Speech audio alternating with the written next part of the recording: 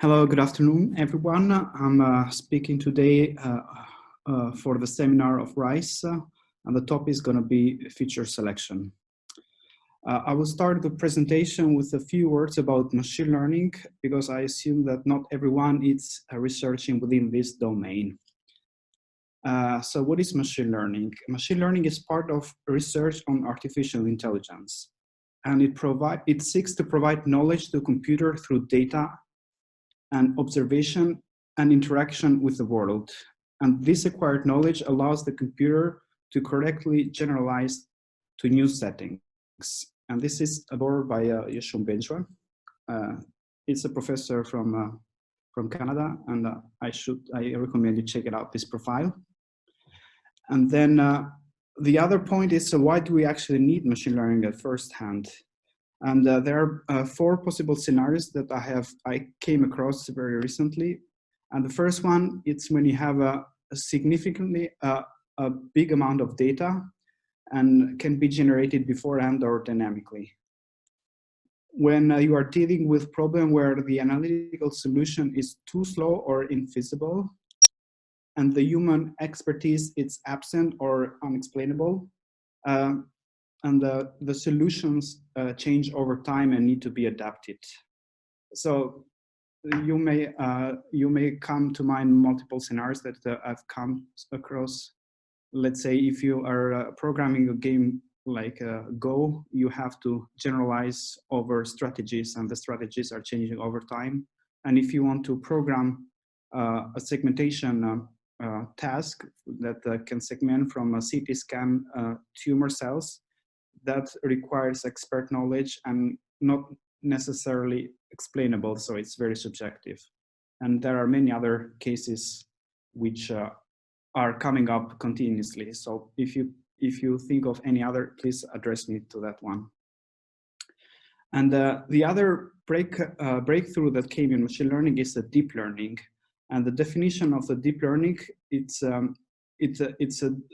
computational model that is composed of multiple processing layers to learn a representation of the data with multiple layers of abstractions. And this is a definition by Jan, which is the first author of the first application of a convolutional neural network. So for programmers, how is this different? Is that when you are given a task and you are given a task to program something for a particular scenario, you are introduced with the data first, and then you have to handcraft a set of rules in your programs, such as those rules produce the desired answer. But in machine learning, the game is flipped. So you are handcrafting now a mathematical model, and you are providing data and answers for the given data at hand. And this mathematical model, it's going to adapt itself, such as it can accommodate the learned features from the data, and to produce the rules, such as these rules can produce the right answers. There was a problem with classic machine learning before deep learning came across, because the performance was being saturated at a particular point as the amount of data was increasing. And to overcome that, deep learning, which is which has much bigger models, it's offers the possibility to scale up with amount of data. And there are some different type of learning, and I'm going to go through very briefly what is generalization and structuring. In a supervised learning, you are given a massive amount of data which are structured by the labels for respective data, and you are trying to generalize over this structure of data.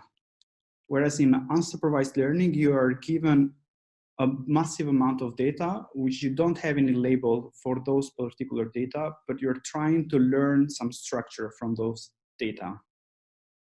And the clustering is one example where you try to bring together data which have a similar invariant features, and you try to put away data which have dissimilar invariant features. Another example, it's a density estimation, which tries to model the density distribution of a particular data set which is influenced by the invariant feature. And central limit theory plays a crucial role in this scenario. Another example is a dimensionality reduction, where a massive amount of data can be represented into a latent space where the invariant features prevail. Another subcase between unsupervised and supervised is semi or weakly supervised learning, where you try to learn through a scarcely labeled data. And above we spoke about invariant features, and to explain the invariant feature, you have to think that individual data is assumed to be composed of a core content, which is invariant from the acquisition condition, and non-core content, which depends on the acquisition condition. And to give you an example, let's say you are taking a selfie for yourself, and you can have like your selfie taken at a different lighting and different shadowing, but you can still recognize your face if you're presenting to the picture. And the reason why you do that is because your brain can automatically detect your invariant features, which don't change by the illumination or the shadowing. And non-core content is everything that wraps around your core features in the picture taken. Another type of machine learning, it's reinforcement learning, which is different from the previous cases. And the way it's different is because it's tried to generalize through a series of sequential observation from environment by learning a policy which generate an action from a state, such as the cumulative rewards. It's maximized. And this is more biologically plausible because let's say you are playing a game and your state is like in the maze environment, the state is going to be the positioning of your robot in the maze. And the action is going to be turning left, right, forward, or backward. And then the reward is going to be how quickly you're going to get out of the maze. And you have to run this game multiple times, such as the robot can learn how to generate a policy, such as it can get out of the maze at the shortest amount of time. And this is something that cannot be done with the previously said machine learning methods, such as supervised or unsupervised. But reinforcement learning provides a solution for that. And the way I understand machine learning in practice is that you have to treat a concept as a mathematical computable entity. And then you have to sample a lot of data from this entity, and then you use this empirical data as a proxy to this entity. And what I mean by that is, like, let's say I want to understand something that I do unconsciously, like how can I recognize people, but I cannot explain that. And this process of recognizing something, it's my computable entity, and I try to generate a lot of data from this concept, and I try to treat this data as a proxy to my concept that I want to explain. And to do machine learning, you generally need some key mathematical ingredients. And the first one is probability, which is the calculus of uncertainty computation. And this is just like a mathematical tool to compute doubts. And the next one, it's a calculus, which is different from probability in the sense that it deals with the things that are at a continuous change and are itself continuous. So there is no break between points. And the next key ingredient, it's algebra, which is a science of a multidimensional hyperspace. In this case, everything is static and everything it's a point in hyperdimensional space, and you try to deal with the structures which are bounded by points and by curves. The next one is going to be graphs, and correct me if I'm wrong, because you are more active in this case, but the graph, it's to me a science of ontology. So you have some concept and you try to structure this concept by having edge connecting one another. So this is what I was thinking about. Everything else falls in between. Let's say if you are dealing with statistics, that's also part of probability. And if you're dealing with information theory, that's also part of a probability. And if we are dealing with differentiable geometry, that's an intersection of algebra and calculus, and so on. Do you have any questions so far before I move forward?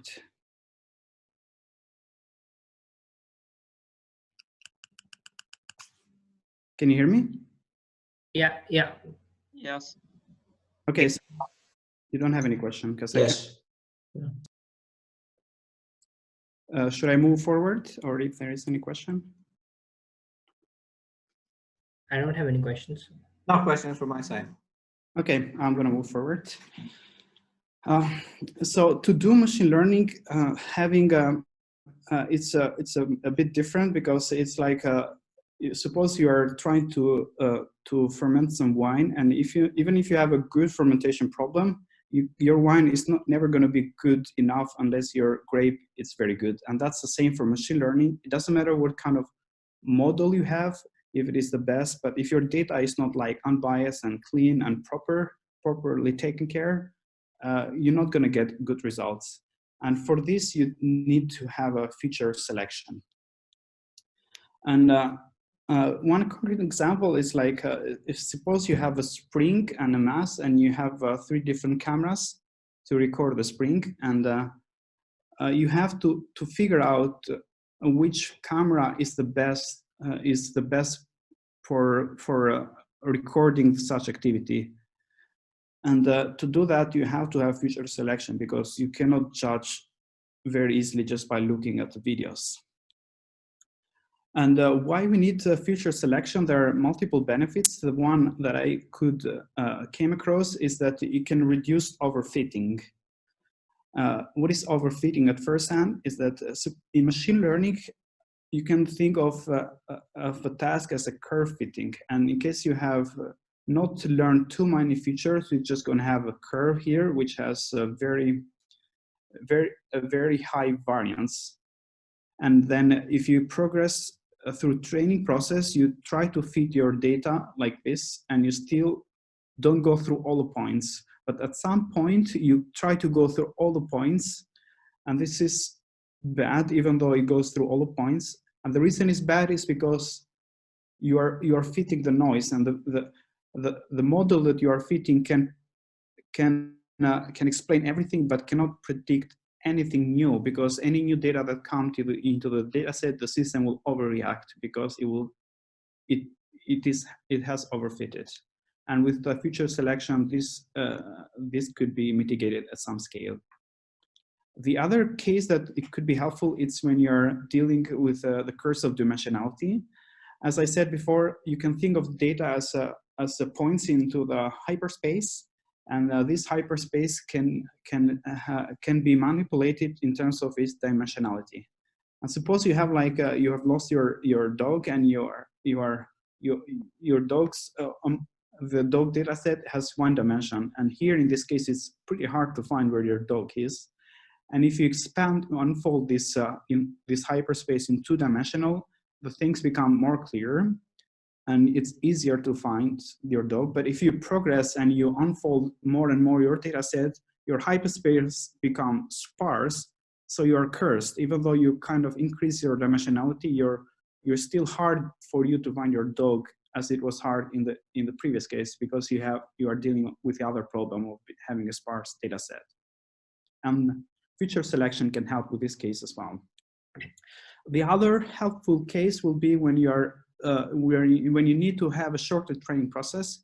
By having feature selection, you can get rid of all your features which are not easy generalizable, and then your model will fit will try to generalize only the core content. And in that case, you don't have to train through a lot of iterations. The other case, and the last one that I came across, is that when you are trying to interpret your model, because this is not always an easy task, especially for deep learning. And let's say if you want to classify some object in a picture, you have to say why that classification happened, and you have to do that sometimes by addressing the pixel responsible for that decision. And then feature selection might also, it's proven that can contribute to this. And these are 4 key points that I came across. And please let me know if there is something else, of course. And mathematically speaking, feature selection, it's like you have a domain of covariates, and then in a d-dimensional, and you have the response. And let's assume that the response is binary, so it's 0 or 1. And then you are given an n pair of independently identically distributed data with unknown probability distribution. And we have to select a subset for this data set that best predict the response. I mean, in the response, I assume that it's binary, but could be continuous, like could be any regression or anything. But let's assume that it's binary for the sake of simplicity. So before I progress with the first paper that I want to discuss with you, is there any other question up so far? Not from me. Okay. So the first paper that I found it quite elegant for this feature selection, it's when you have a concrete autoencoder. And this is a recent paper that was published in NIPS 2019. So to explain concrete autoencoder, I want to go first what autoencoder is. Autoencoder, it's a unsupervised learning technique which tries to reconstruct the data from itself. So in the sense that here we don't have labels, but the supervision is trained by the data, in the sense that you are trying to have a one-to-one mapping. And the autoencoder is composed into encoder and the decoder. The encoder is which is the first part of the model, tries to distill. It tries to distill the most predictive features. And the way you can think of it is like, suppose that you have a cascade of filters here, and here at the latent space, you are left with everything that will resist through the cascade of filters. And that is similar to like when you have a filtering water, you have like a cascade of layers to filter your water, and everything that is not part of the water will remain in the filtering process, and you are coming out with a distilled water. And that's exactly the same what is happening with the encoder. And on the decoder is very similar to the encoder, but on a transpose mode. So if you, instead of having a filtering process, you have going to have a defiltering process, if I can say that, such as from these latent features, you can correctly reconstruct your input image. And the way we do this is because the latent space could be any of the mathematical entities that I described before. That means from probability, from graph, from algebra, and from calculus. Here, mostly it's like a calculus entity, because what is happening here, it's mostly derivation and optimization. But in case the latent space could be, in the latent space, if you can parameterize a probability distribution, let's say a Gaussian distribution, then it's possible to have a generative model, because as you know, from a probability distribution, it's possible to sample from there. And that's why it's called it's called a generative model. And the latent space here, it's a Gaussian distribution, not of points anymore, but of features. Let's say if I'm training an autoencoder on some digits, and then my latent space is going to be a Gaussian distribution, where at the center is going to be the mean shape, and around there I'm going to have digits which are defined by the covariance matrix. And these results are possible only because of the trick, which is called the reparameterization trick. What you do here is because in a traditional deep learning, you have to backpropagate once you complete your error. By backpropagation, I mean like you compute the gradients on the reverse order. But that's not easily done when you have a random variable. And to do that, you have to reparameterize the random distributions, such as you can still backpropagate through that random variable. And a concrete autoencoder, it uses a similar concept, but instead of having a Gaussian distribution at the latent space here, you are having a concrete distribution. And what I mean by that, I want to go through very quickly through a sampling process. And let's assume that I have a known distribution, which is a Gaussian, and I want to sample from there. The way I do that, I first compute the cumulative distribution function from this probability distribution function, which goes from 0 to 1. And then I can draw random values from 0 to 1. And then once I draw a value, I can go back to my CDF to find the particular sample. And then once I get the particular sample, I can get the index on the probability distribution. So it's like a three-stage process. So I get the probability distribution, and here are the values. And once I get the cumulative distribution, I know that it's always spans from 0 to 1, but the shape it's always different. And then I am comfortable at drawing 0 to 1 values. And once I get that particular value, I can always get the index. So this is how is sampling done in a nutshell. But once again, you can always do sampling as far as you know the distribution. If you don't know the distribution, then it becomes tricky. So what's concrete distribution? First of all, to draw from a concrete distribution, you have to draw an array of random values. And in this case, they've been using a Gumbel distribution, which is similar to a Gaussian, but the shape it's different. And then once you have drawn these sample arrays, you have to have some, this is the equation for the concrete distribution, which if you come from physics, it might resemble a bit the Boltzmann distribution with a relaxation lambda, which is called the temperature, and the bias GI. So the temperature lambda, it tries to make the distribution a bit more relaxed without having a sharp distinction from one value to another.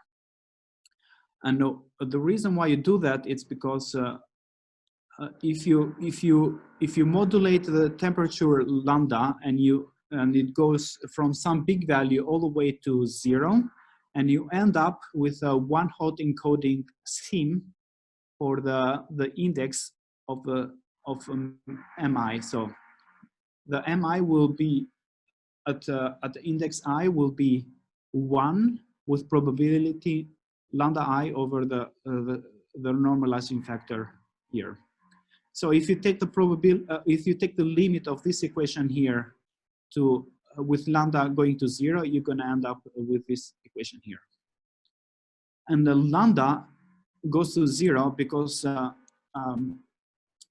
this is some kind of an exploration and exploitation method.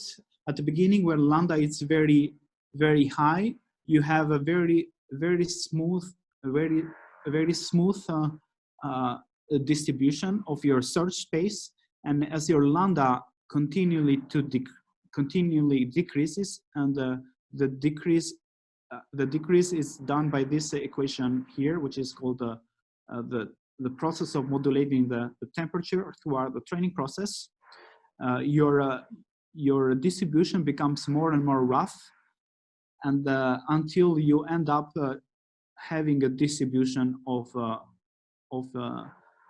quantized values. So in this case, you're going to have like this one here. And the MI, which is the selection process, it's like it's a process that selects the features. So you're going to end up with something like this, where you have like a set of let's say you have a set of features, and then you have a set of selective you have a race which can select the most prominent features from these arrays of features. And to give an example, I want to show you this is MNIST. This is a case from the paper where you have a training and a testing data set. So the training set, it's the first 3 rows here, and the test set is the last 2 rows here. And the selected features are the pixels done here. And then here you can see the reconstruction process by having into account only these pixels per each digit. And you can see that the reconstruction is quite legit, I would say, even though the number of pixels is like a small fraction of the big of the available pixels here, because it's MNIST and it's 684 pixels. It's 64 by 64. And so that was the first paper that I wanted to discuss about unsupervised feature selection process. Is there any questions so far?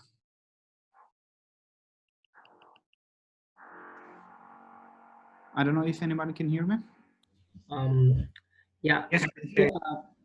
I have one quick question. Maybe if you can go back to the slide where you were having the diagram for the, yeah, this one. So like if I want to understand which, like, you know, I kind of had like an intuition with the math of the paper, but what I did not what I'm not clear about is which step, like, is this the latent space that you figure out while creating this concrete autoencoder, the step which will help you figure out features in an unknown problem space, which is like not related to this one? So if I understood correctly the question, this is the latent space here. Yeah.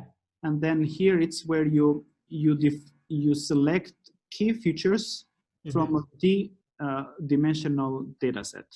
All right. So this is like I would say, like, if I just consider this as a feature selection problem, then after training the autoencoder, the concrete autoencoder, then this particular space is of interest to me, where I can say, like, these are the features which are selected by the process.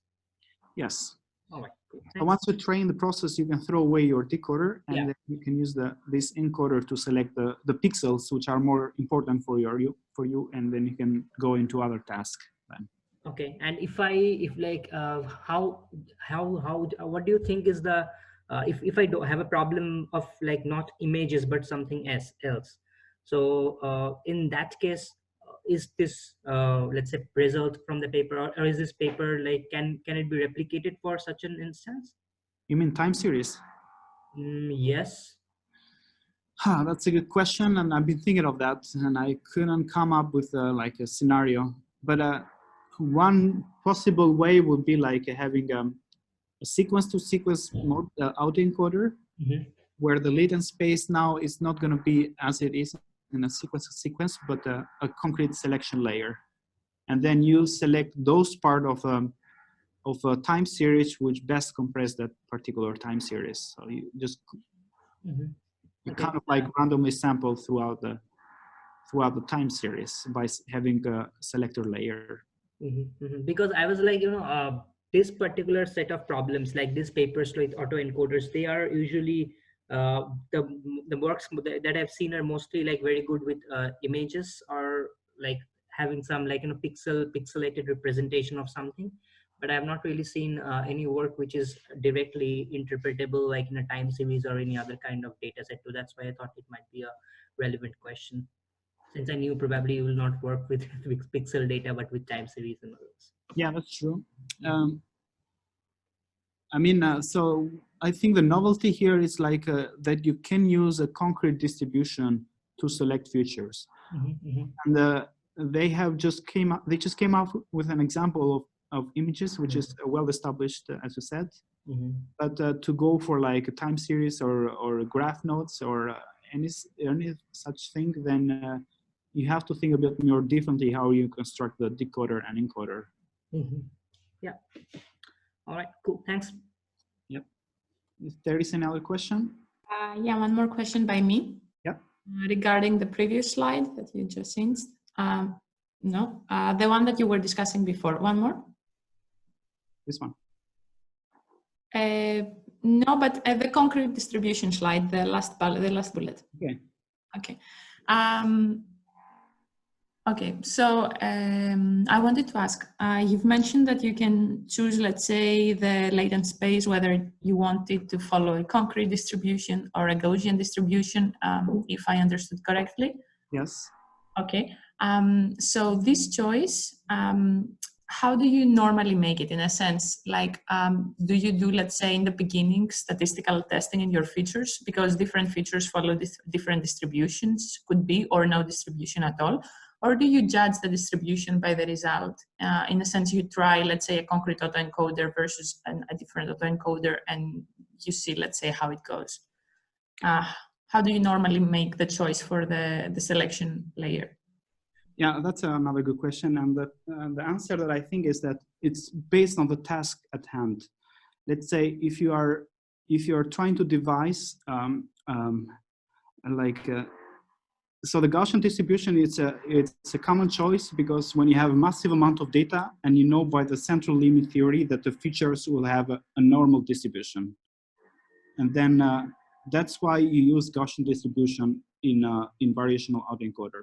But in this case, where you are trying to like select features and you want to have an array of 0, 0, zeros and one particular point where you want that feature is being picked up, or that pixel in image cases. And then you have to come up with either a binomial distribution or any kind of distribution which gives you strict answers like 0 or 1s, or like 1, 2, 3s. And in this case, they choose a concrete distribution because a concrete distribution, it's something that can, it's not a fixed distribution, but before it's, I'm sorry, I cannot.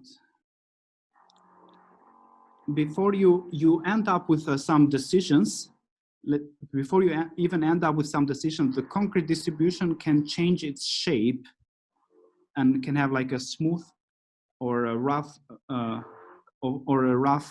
surface in the distribution.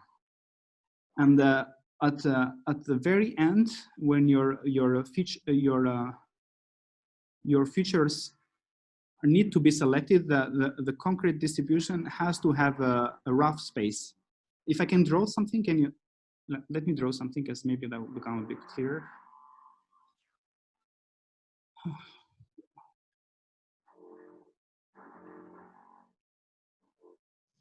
So in case I have like something like this, right?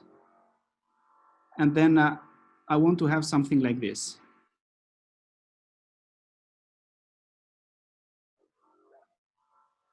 Right?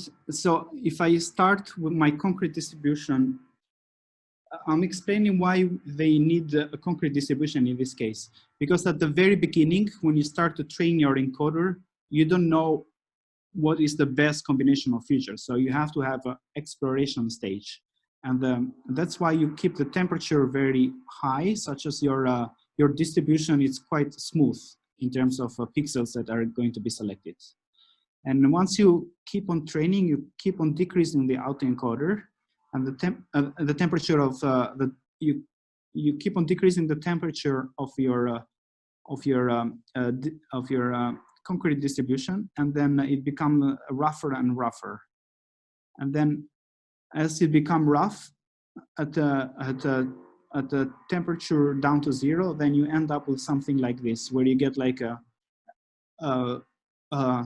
you get the first biggest probability here, the second biggest here, and the second biggest here, and everything else is 0. So that's why in this particular case, they choose the concrete distribution, because it allows this exploration and exploitation stage.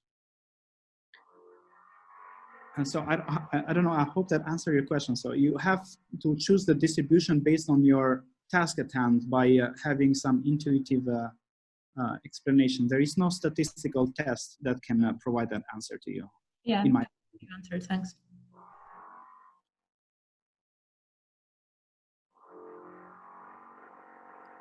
So if you don't have any other question, I think I will go ahead.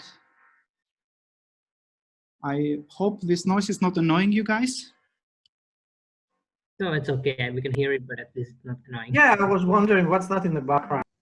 Yeah, something is happening upstairs. I can't know. I'm afraid of that.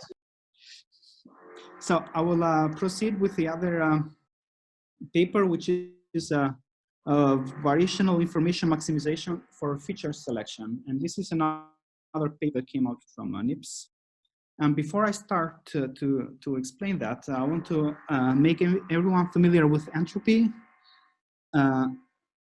So entropy, it's a statistical metrics which it's used to quantify a probability distribution, and its correct interpretation will be how much information it's given from a particular distribution. Let's say if I have I toss a coin, and if the coin is not biased, I will have a 50-50 chance of acquiring 0 or 1. And if the coin is biased of getting always 0, I will have 0 information. And it's the same case when the coin is biased towards 1, I mean head, and then I will always have 0 information, because nothing will surprise me. I know already the answer. But if the coin is unbiased, and I get the maximum information, because I have a 50-50 chance of getting head and tail, and that will always surprise me. And the way you quantify that is by having this equation with this summation here. And another concept is that of mutual information. So in information theory and in probability, everything is a random variable. Everything there is a probability associated with that particular value.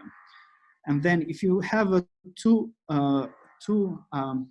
random variables, the mutual information is going to be the overlap in entropy between these two particular random variables. So they have to be different type of random variables, and the overlap is a mutual information. And the equation is done like this. And this is the entropy of the joint entropy of the two random variables when they are taken together, and this is derived by the joint probability distribution. And this is the entropy of the one and the second random variables. And then the overlap here, it's the pink will explain you the mutual information. The variation information then, it's the change of distribution between these two different random variables. That means that if I have two different random variables with two different distribution, and how much do they change in terms of information quantity from one another, it's quantified by its mutual information and subtracting, it's quantified by the mutual entropy and subtracting the mutual information. And so here we were dealing with a case when we have two different random variables. But if I want to have the same random variables, and I want to have the distance of two different distributions that can quantify these random variables, this is done by KEL divergence. And this is different from variational information, because here you are measuring the same random variables, which is x, and here you are measuring the distance between two different random variables in terms of their respective density. And another important case is that of probabilistic graphical model. I'll try to be very quick, but I hope it will be clear, because it's to me it was a difficult concept. And in graphical, so I will go first. What is the difference between a graphical, probabilistic graphical model and neural network? In a neural network, nodes are defined by function, but in graphical models, nodes are defined. They define probability distribution. And then each edge here, it represents some, in a graphical model, it represents some conditioning. So like X is conditioned on Y. And the way you manipulate graphical models, it's by integration, because you are dealing with probability distributions, and you try to sum up probability distribution in terms of discrete case, and you integrate them in case of a continuous case. But in neural networks, you never do integration. You always do differentiation to compute the gradients, which help you for the optimization case. And then in graphical models, you always do estimation and inference using integration or summation. And here you do exactly the same thing. I mean inference, but using differentiation. So this is a simple probabilistic graphical models that I took from Professor Koller. And imagine that I have like 5 random variables, and they are structurally related like this. Let's say if I have a difficult test and a person intelligence, and a grade and a letter that he gets and its SAT value. Here you can see that the SAT value, it's conditionally dependent on the intelligence. And the grade of a particular student is also conditionally dependent on the intelligence and the difficulty of the test. And the letter that he gets from, it's also dependent on the grade that he gets. But the intelligence of a person and difficulty of a person are not dependent on one another. And another important fact, it's like the letter and the intelligence, they are dependent from one another as far as you don't know the grade. But once you know the grade, these two nodes become independently from one another. Because once you know this grade, this becomes like the bridge here gets disconnected, and then there is no flow of, like, let's say, of water in this case. That's how I try to simplify it in a layman term. And in case you have like grades here and a SAT value, they are as far as you don't know the intelligence of the person, these are not dependent on one another. But as far as once you know the intelligence of the person, the grade and the SAT value becomes conditionally independent to one another. So you have to make the difference between when you have like a arrow and then 2 different arrows coming to one another. That will remove dependency, or it will introduce conditional dependency. And the way you manipulate the graphical model, you always use a Bayes theorem. A Bayes theorem means like I want to have a probability distribution of my parameters given the data. And the way I do that is by calculating the joint probability of my data and the parameters, and divide that by the probability of the data. And by using the product rule for the upper term, I can disentangle these 2 probabilities into the probability of the parameters, multiply the probability of the data given the parameters, divided by the probability of the data. And the conditional dependence can be explained like this. So if I have a probability of the X condition on Y, it's going to be a probability of X as far as Y and X are independent from one another. What that means is that if I know Y, it's not going to add any additional information for me to change the probability of X. It's going to be the same. So let's say, what's the probability that you know somebody? Like, what's the probability I know Trump? It's going to be 50-50. And by knowing like the president of another country is not going to help me change my bias towards Trump. So my probability towards Trump is going to be the same. And that's how to understand this conditional independence. I don't know if that's clear. I will progress then to the next stage.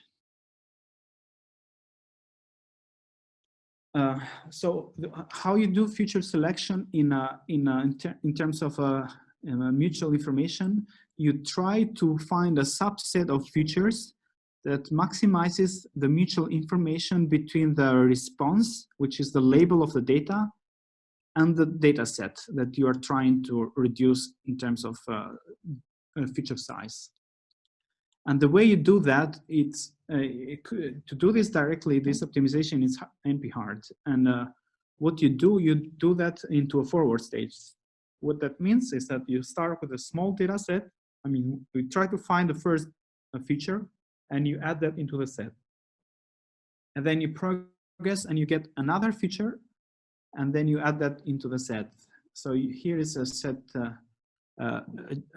adjunction. And then you do this progressively. So what you're trying to do, you are trying to recursively minimize the mutual information between the pre-selected set and a new data set with respect to its label. And this mutual information here has to be more computationally comfortable. And the way you do that, you just try to like divide this mutual information in two parts. That means the mutual information of the pre-selected set plus the mutual information of the new item given the pre-selected set. So this conditioning here means that you already know some data set into your selected features. And then this term here, it's decomposed in here. And then I'm not going to go through the derivation because they cannot be understood at a single slide. But at the end, you kind of divide this information here, mutual information here, into a difference of entropies, and then this mutual information here into another difference of entropies. And then you are trying to find the maximum entropy with respect to xi. So you can drop any term from this line here that doesn't contain the term xi, because that's what you are trying to optimize with respect to. And then what you are left into these three terms here. So you have a mutual information of your new selected features and the two different entropies computations. These entropies then are hard to be computed directly, and that's why you need an approximation for each of them. And this is how the feature selection process is done based on information theory out there in most of the papers. And in most of the papers, but not in the paper that I'm presenting, because here it's presented that to do this approximation, you have to base yourself in two different assumptions which are contradictory to one another. And the first assumption is that so you are trying to this approximation here in the red case, it can be expressed in terms of a probability distribution by a product of a probability distribution. And the graphical model for this approximation is this one here. And what it means is that the nodes on the bottom are the one which are already selected, and the top one is the one which is going to be selected as a feature, which is not known. And this graphical model tells me that the features that are selected are independent from one another as far as we know. Once we know the new selected features, the new selected feature xi.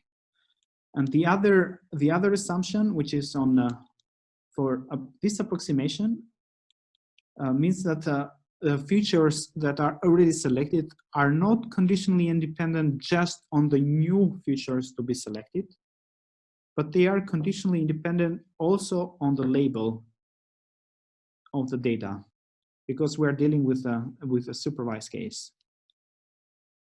And these two assumptions cannot be true at the same time. Actually, they can, but there is only one particular case, which is this graphical model here, which these both assumptions can be true at the same time.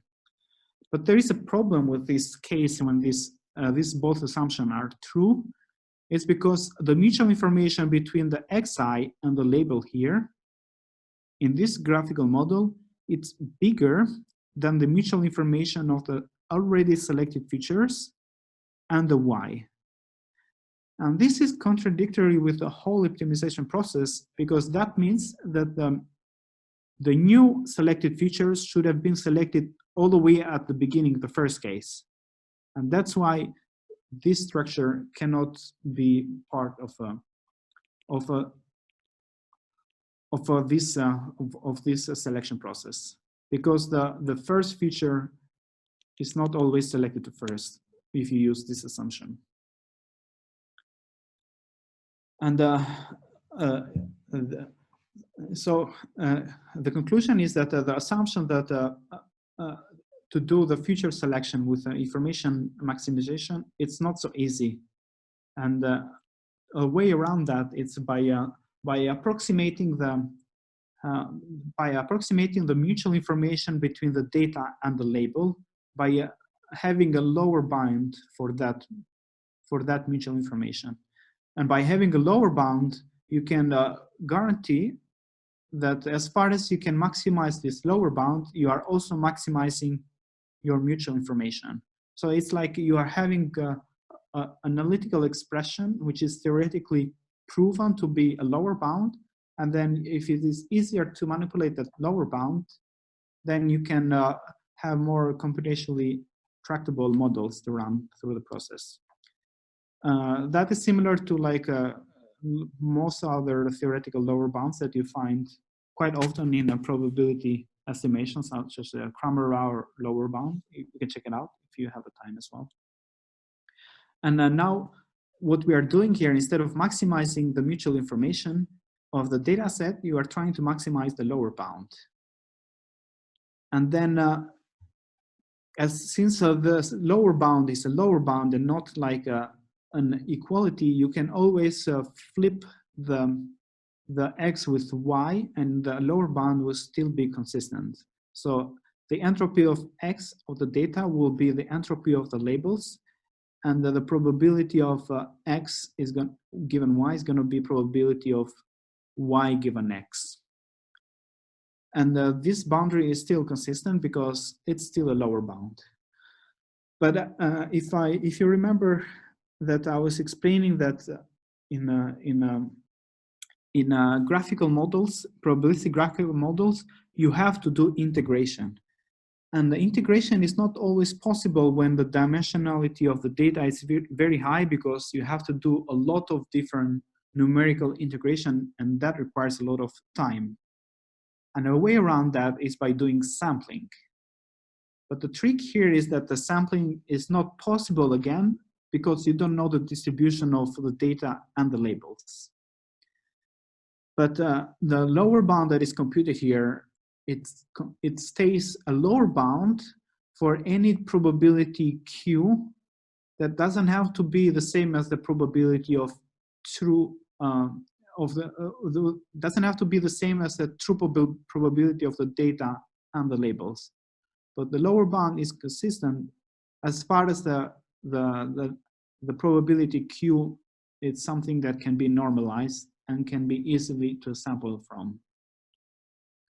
So this equation here becomes inequality. This inequality here becomes equality if you put, instead of q, you put p, and becomes inequality for any type of distribution q, which is different from p, but it's normalizable. So the new optimization task now becomes like finding the argmax S. That means that the feature size from this data set that can maximize this expectation. And in the red case, you see that the probability Q is different. It's not necessarily the same as P. And that's something that you have to go further and manipulate that in order to get rid of the probability P, which is something that you don't know. And then by using Bayes' rule, you can come up to this equation. And if you can plug this equation here, you can get rid of a P of Y. And then you end up with this probability. So the new lower bound will become from this part here to this part here. So it's going to be an expectation of logarithmic scale.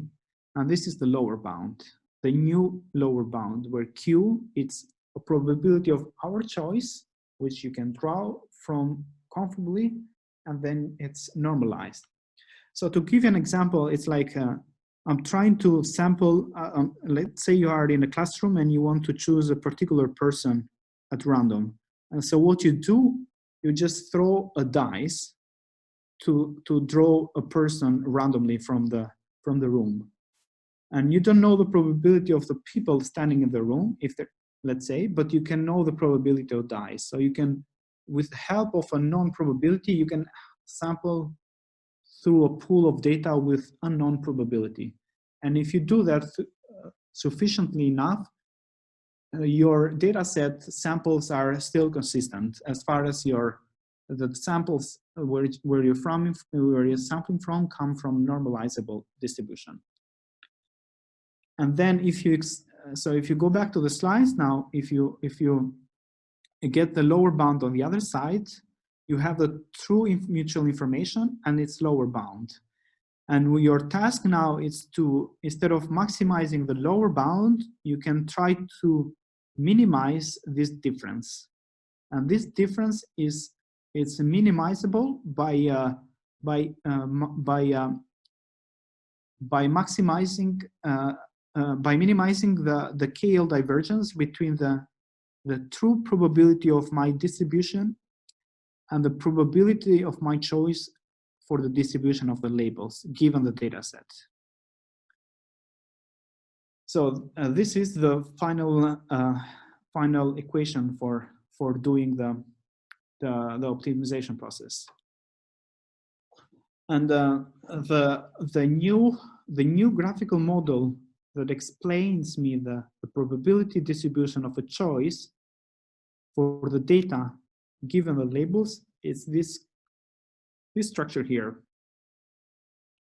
So what it says is that the pre-selected features are not independent given the label, but they are conditionally independent to one another in a progressive way. And this model is auto-regressive because you first start with a selection from the first feature, and then you use the feature to select the second feature, and you use these two features to select the third feature, and so on and forth till you end up to the end. And the lower bound, it's numerically computed like this, where K, it's the index of the feature. I'm sorry, it's the number of samples that you are drawing from, and S is the index of the feature that spans from 1 to T in this case. And then you keep on randomly sampling from a known distribution Q. And then you can compute this lower bound of mutual information using this equation. There are some drawbacks with this equation, is that the mutual information assesses the informativeness of the features, but it requires a lot of observation if the dimensionality of the data is very high. And that is true not just for this case, but for any probability method in machine learning, because you always have either to sample from that particular high dimensional feature space, or you have to do a lot of integration through that particular data space, or you have to compute some lower bound, which is analytically true for any given data set, and then, but it will always remain a lower bound, and that is not a direct, it's just a proxy to the true metric. So that's the drawback of a probabilistic models overall. What is advantage for that is that it's not a point-based estimation as it is for neural networks, because you don't do a point-based estimation, but you try to have a more flexible models because it can cover a lot of feature spaces at the same time. I don't know, that was the second paper that I want to discuss. If there is any question about that, please let me know. I hope you can hear me. Yeah. Yes, we can hear you. Yes, we can hear you. So, is there any question about this rather difficult, I would say, a model? So one question could be, how does using such a model compare to, for example, trying to train an ensemble of decision trees? Because in the end, decision trees also do something similar. They basically pick features based on mutual information or some other similar metric. And if you train an ensemble of decision trees, basically you can easily see which features are important by checking which features often appear in the top layers of the trees in your ensemble. Mm-hmm.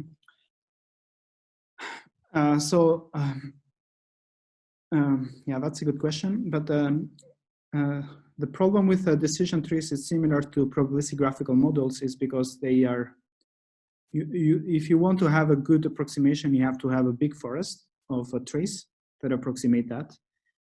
And that is true. The way you select features in a decision tree, it's possible. And then how you do that, you just progress with the partitioning of the features. And then if you partition from that particular feature and then the information gain is not sufficient enough, then you kind of disregard that particular feature from your selection. But again, you don't take into account any dependency between one another in that case. You can probably accommodate this problem by having a big forest that can go through all the different spacers of different combination of the features, and that could be the case. But the problem remains the same; it's still computationally expensive.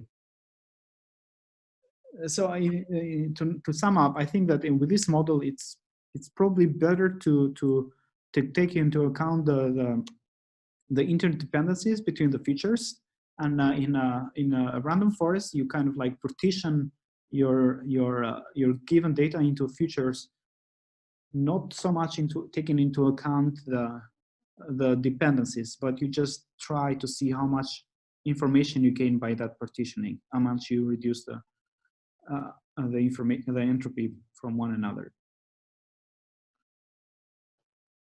Thank you.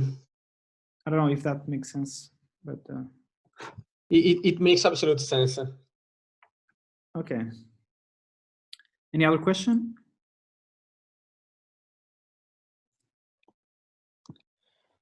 Okay, if there is no other question, I will go with the last paper that I came across, which is also very interesting, from Michael Jordan, who is like a Michael Jordan for machine learning, not for basketball.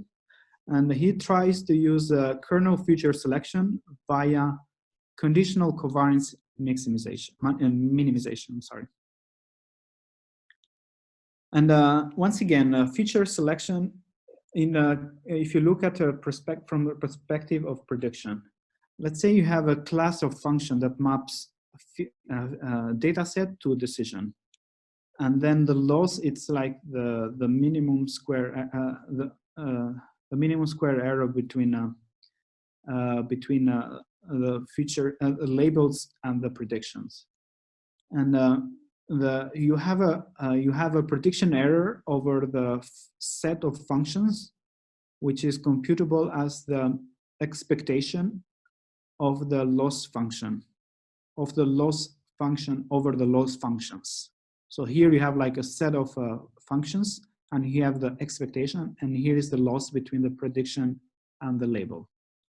So the problem in feature selection, if you look from the prediction perspective, now it's coming like you were trying to minimize this error here, such as you find a subset of a subset T of features with dimensionality n, and the minimization goes through the expectation over a set of functions.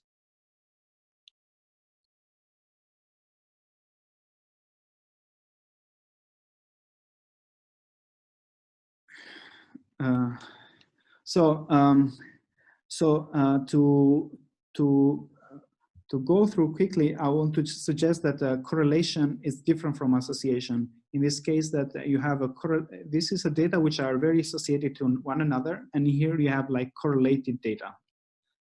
So they always, almost they kind of look like correlated, but they are not associated. And the correlation has an effect.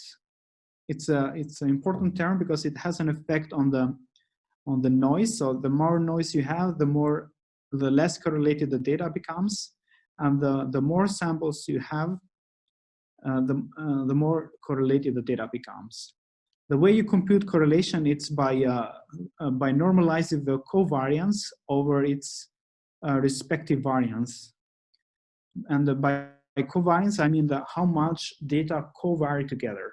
So let's say you have two signs varying at the same frequency together. You have a high covariance because they go hand together. And the way you compute that is by this equation here. And the other term which I think is important is the kernel trick. Sometimes if you look at the data set into your original space, they look like crowded or like not very easily disentangled from one another. But if you find a proper kernel space, you can easily segment the data set from one another. And this kernel space is good as far as it can be represented in terms of inner product. And here is the kernel function, which brings the data from your original space to another space. And a conditional covariance operation, it's an operation that measures the conditional dependency for random variables. Let's say we have random variables and we have conditional dependencies and we have variances. And if we have the kernel space of the data and the labels, and we have random variables, which are x and data x and labels I, with the unknown probability distribution of their together. And the cross covariance operation, it's between the pair of data. It's the mapping that gets the data from the Hilbert space to the labels Hilbert space. And the way you do that, it's by having this expectation. So here it's more like a covariance matrix. And the Hilbert space is a specialization. It's a generalization of a Euclidean space as an abstract vector space, which possesses the structure of the inner product of the kernel, which reproduces that space, and that allows for the length and angles to be measured. So it's just an Euclidean space with a bit more generic properties. And the cross-covariance operation can be then decomposed into like a matrix multiplication, which is bounded by this matrix here. And then the equation for the cross-covariance, it's like for the data set XX, it conditional on Y, it's written in this equation here. And it captures the conditional variance of x given y. And this is quite different from previously, because you have to introduce some terms like if the space is square integrable, that means if the integral it's finite, and then if the Hilbert space of the data is dense into this square integrable space, then you can have this definition of cross covariance, and the residual error between the labels y in the Hilbert space can be expressed into this new expectation. So here is the difference between the respective. This are the labels, and here are the prediction from the label from the data. So the proposed method is that we have a kernel reproducible Hilbert space, and or the data set, which is a subset of the whole data set, and then you have to they're trying to find a subset from this, which is smaller than original data size. And the way you do that is by having a kernel function which has these properties, like the transpose is also computable by transposing the feature space, and this invariant to the permutation. And then the trace of this conditional covariance operation matrix can be interpreted as a dependency measure. And this Hilbert space then is characteristic if this mapping is 1-to-1, and it is bounded if the Hilbert space is dense into the feature space. So I'll probably go through this equation because they are not like really just to go through, just to save some time for the rest. And then if you have a pair of data size, like a given data and its response, you can compute the trace of the conditional operation matrix like this. And then if you try to remodel this equation if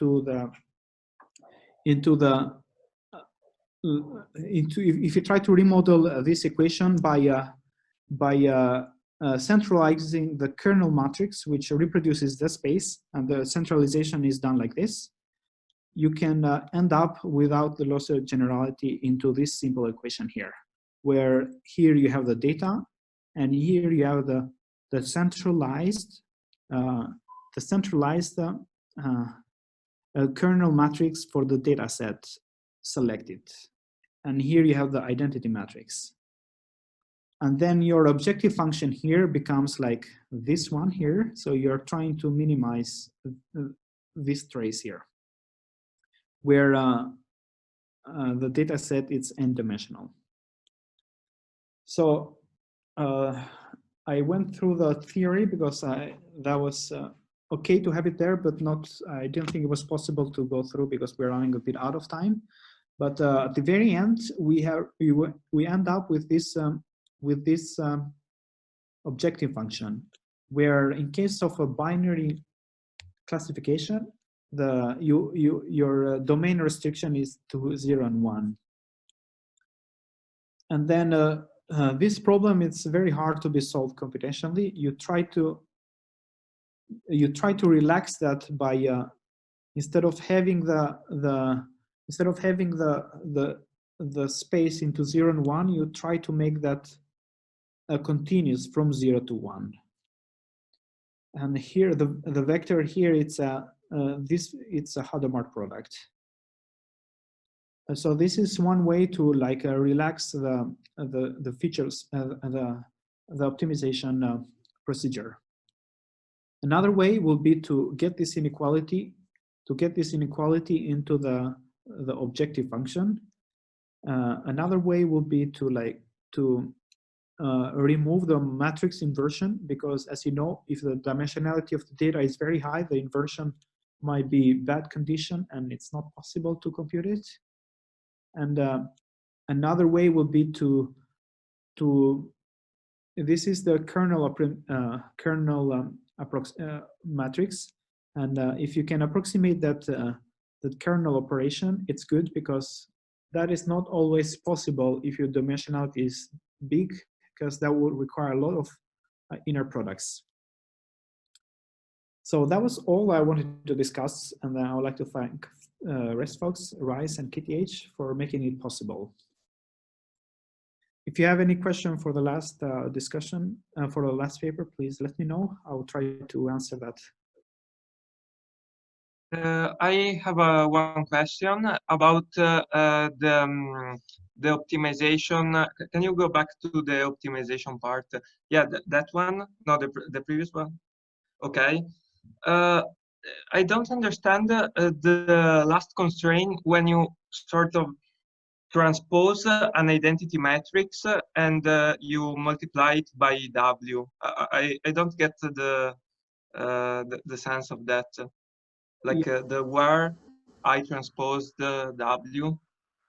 Is that an identity matrix, or am I understanding wrong? Let me, I think it's, I have to check. I think because omega, it's it's the index that select the features, and then M, can I go back, because I have to figure out what is M here. M is the size of the, yeah, so you have to, yeah, so you have, yeah, this is an identity matrix, and here you have so this is the omega is the index that selects the features, and here you have the M is the size of the, it's the size of the possible selected features.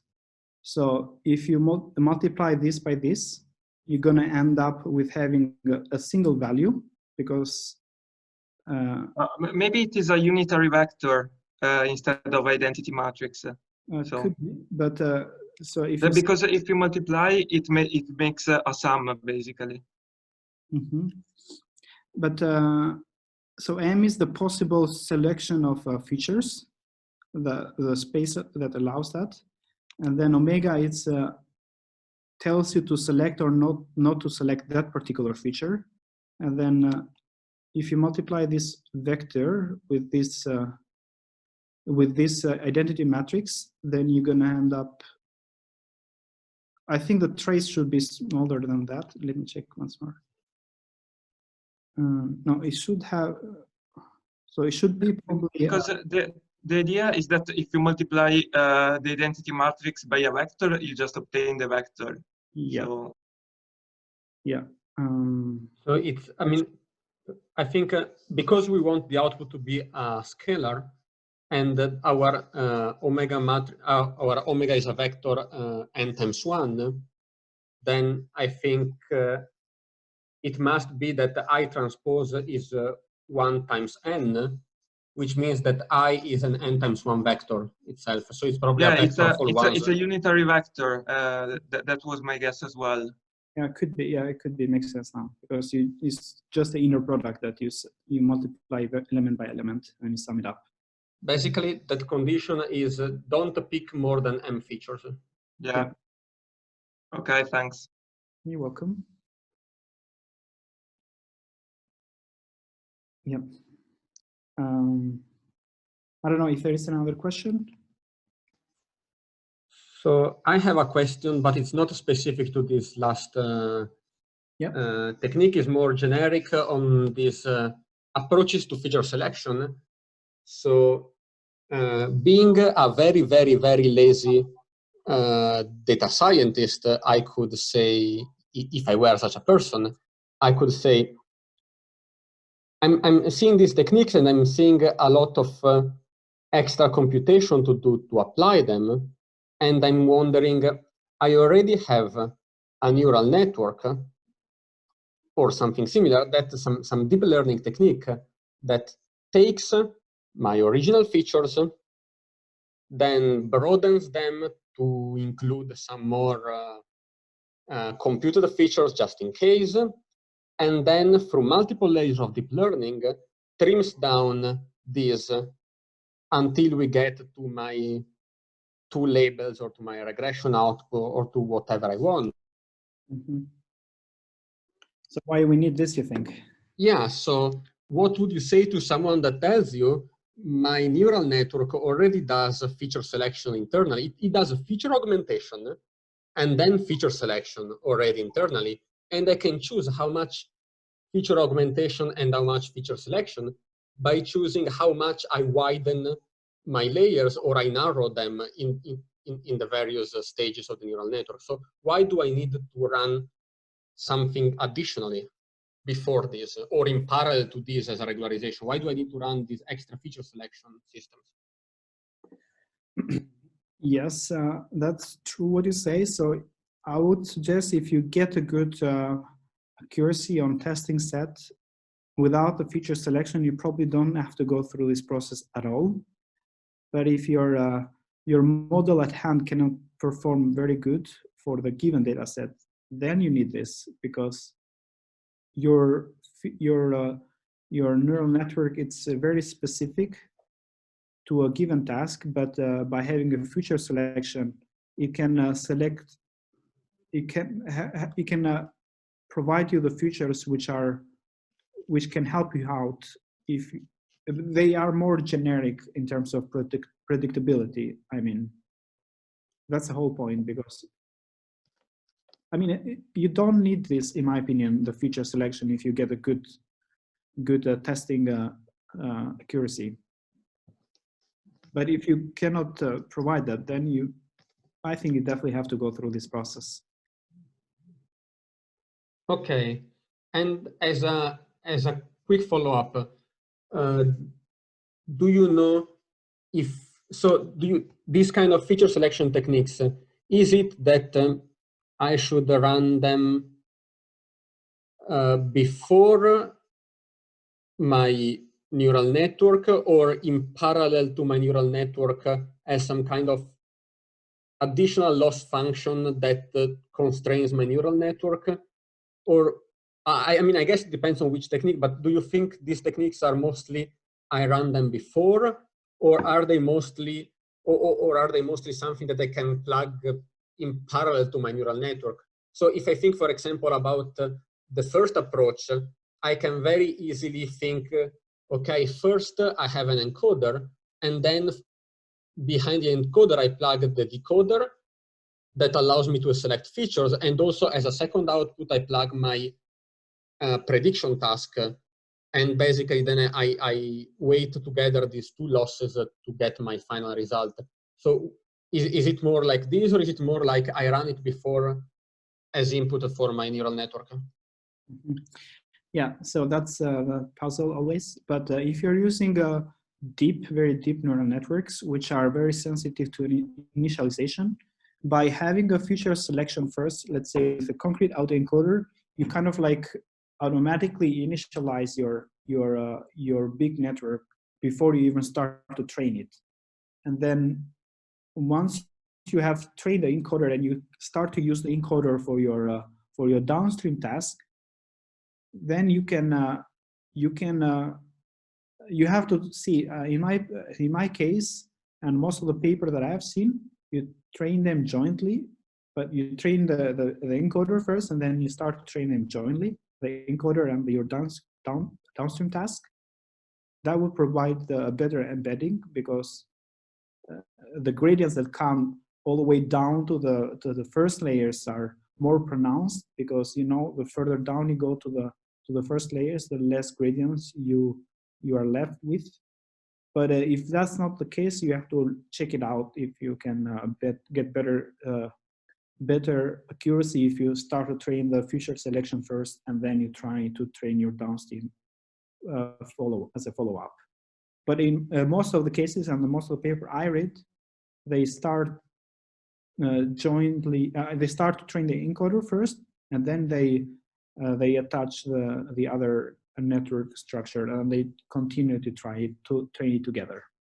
So it's some kind of first I generate some generic embeddings, and then I do fine tuning by adding my custom task. Yes. Okay. And Thank you very much. Yeah. The other reason is because when you're training the process, you're trying to like select first like the easiest features, and as you train more and more, you try to get to learn the features which are more and more complex. And there is nothing more complex than the noise.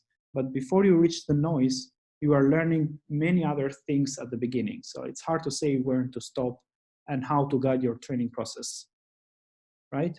And then by having something that can guide your training, okay, you can start from here, then hopefully that helps. I don't know if that makes sense. Yeah, makes sense. That's all from my side. So thank you very much. You're welcome. Is there any other question?